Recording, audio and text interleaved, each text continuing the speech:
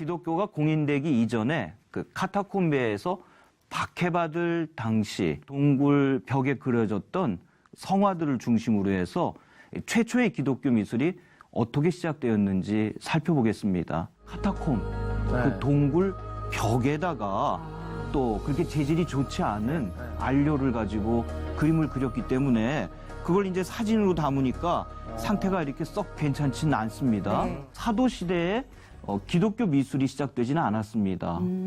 왜 그랬을까요? 초대교회 성도들은 그 파루시아, 재림, 임박한 재림을, 그러니까 예수님이 이제 곧 다시 오실 거라고 생각했기 때문에 오로지 정말 말씀과 기도에만 집중을 했고 이렇게 자신들의 믿음을 그림으로 표현할 생각까지는 안 했습니다. 그러나 인간이 자기가 생각하는 것, 바라는 것, 특별히 믿는 것을 이렇게 작품으로 표현하는 것은 사실은 굉장히 영적인 일입니다. 그렇기 때문에 눈에 보이는 물질적인 세계를 우리가 말로, 글로 표현하는 데는 한계가 있거든요. 그래서 이렇게 그림을 통해서, 미술 작품을 통해서 영적인 신비한 세계를 표현했던 거죠. 지금 보시는 이 작품은 그 프리실라 카타콤베 벽면에 그려진 벽화인데 프레스코 기법으로 제작이 되었고요. 이 그림을 보통 우리가 오란트라 그렇게 부릅니다. 오란트라는 말은 중세 라틴어로 기도라고 하는 뜻입니다.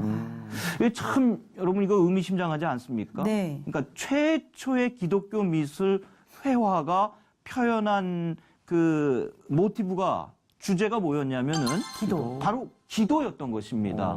피신에서 신앙을 지켰던 성도들에게 기도가 간절했기 때문입니다. 아멘. 그리스도께서 우리 인류의 역사에 오신 로마 제국은 후기 로마 제국 시대거든요. 그래서 그때는 굉장히 도덕적으로 영적으로도 타락했던 시대고요. 눈길이 지금 하늘을 바라보는 데서 초대교회 성도들이 이 땅보다도 오히려 천상의 그런 초월적인 신앙을 가지고 있었다고 하는 것을 이 작품을 통해 알 수 있습니다. 천장 한가운데 있는 분이 바로 그 선한 목자 예수 그리스도십니다. 지금 누구를 바라보고 있습니까? 그리스도. 그리스도. 우리를 위해 십자가에 달리시고 또 부활하신 바로 선한 목자 되신 예수 그리스도를 향해서 지금 기도하고 있는 것입니다. 이게 지금 2000년 전에 그려진 그림이기 때문에 더군다나 동굴의 벽화로 그래서 많이 희미하게 남아 있습니다만 요 위에 이렇게 그 비둘기 모양으로 형상이 되어 있지 않습니까? 좀 검은잡잡하게. 성령을 뜻합니다. 자신들을 이렇게 다니엘서에 나오는 세 친구가 불 속에 들어가 있는 것처럼 자신들의 처지와 이 상황을 동일시했던 겁니다. 손을 들고 기도를 하고 있는데 여기 네모만한 그 상자각 같은 게 있지 않습니까? 이게 뭘 의미할까요? 노아의 방주를 뜻합니다. 초대교회를 구원의 방주로 그렇게 표현을 했던 것입니다. 마틴 루터와 장 깔뱅 종교개혁자들도 역시 복음의 단순성을 얘기했거든요.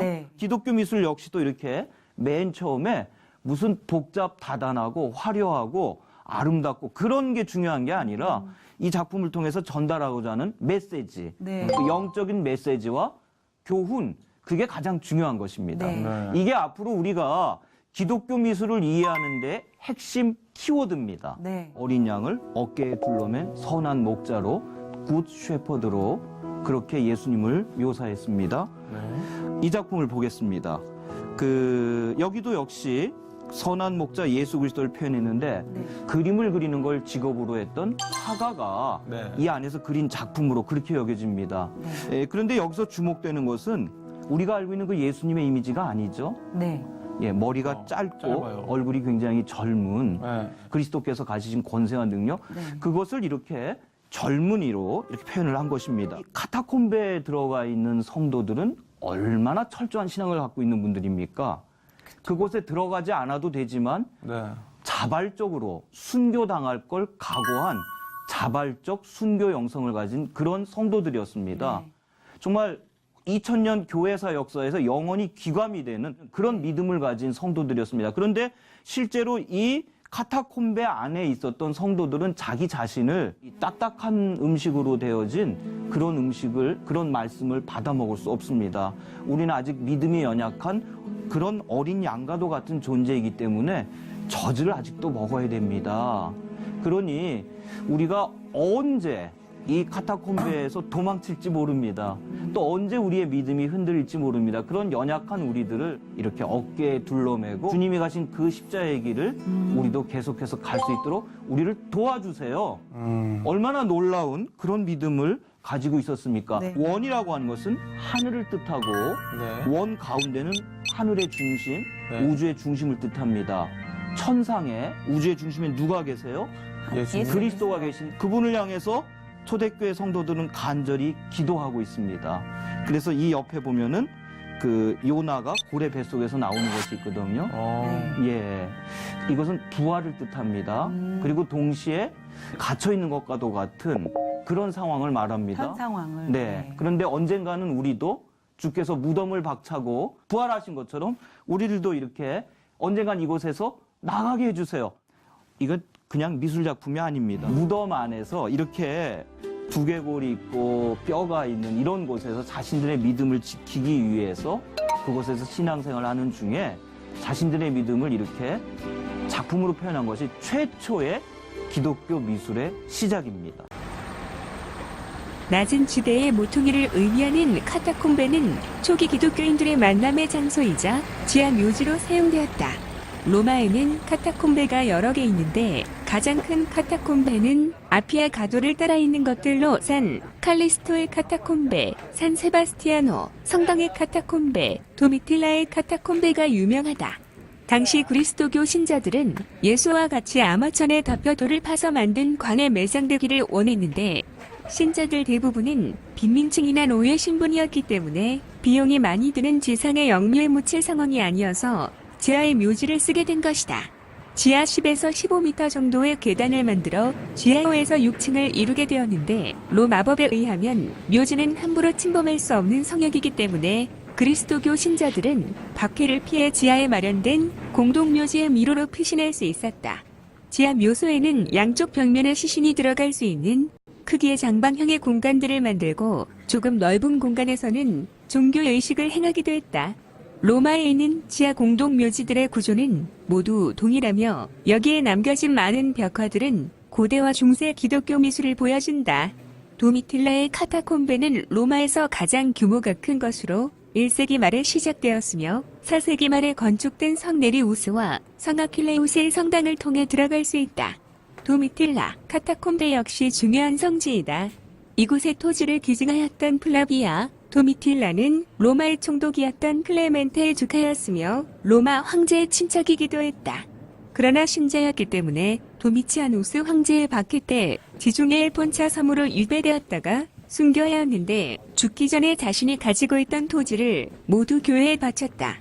3세기 말에서 4세기 초에 순교했던 성인 네레우스와 아킬레우스의 유해가 여기에 모셔지면서 순교자들의 묘지가 들어서기 시작하였다.